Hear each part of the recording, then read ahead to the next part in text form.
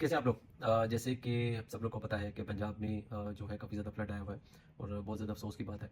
एक natural disaster है। दुनिया में बहुत सारी जगहों पे आते हैं ऐसी जो चीज़ें होती हैं। तो डेफ़िनेटली जो आवाम है उसको इससे गुज़रना पड़ता है। मेरी तो दुआ है कि एज़ सून एज़ जो है ये चीज़ें ख़त्म हों और लोग वापस अपने घरों में जाएँ। अच्छा, अब हम क्योंकि ये हमारा जो चैनल है ये मेनली रिलेटेड टू इन्वेस्टमेंट्स है, तो हम ये देखते हैं कि इस फ्लड के इम्पैक्ट्स क्या होंगे।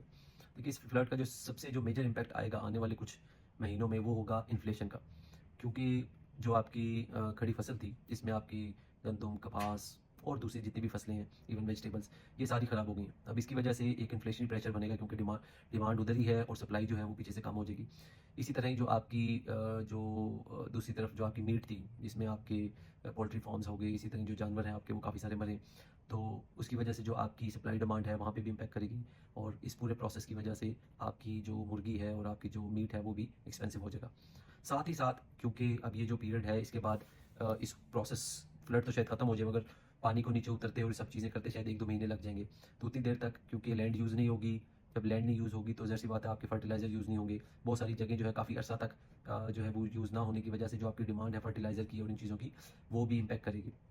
अब जो कंस्ट्रक्शन में जो लोगों के घर खराब हुए हैं, अब दूसरी साइड अगर हम उसकी देखें कि इसकी दूसरी साइड पे कौन सी इंडस्ट्री चलने के चांस हैं, तो इसमें जो रोड और जो आपकी घरों में जो तबाह हुए हैं, तो दोबारा जो है वो दोबारा उनको रीबिल्ड करने का प्रोसेस स्टार्ट होगा। कहीं न कहीं गवर्नमेंट अपने इन जो है इस सारे मामले में जो है वो पैसे लगाएगी। लोग जो है वो रेनोवेशन की तरफ आएँगे, तो जो आपकी सीमेंट इंडस्ट्री है, स्टील इंडस्ट्री है, वो थोड़ी-सी जो है वो ग्रो करेगी। जो दूध है वो शायद महँगा हो जाए। मैं आपको इसलिए बात बता रहा हूँ क्योंकि फूड इन्फ्लेशन होने के ज़्यादा चांस हैं इस पूरे प्रोसेस की वजह से।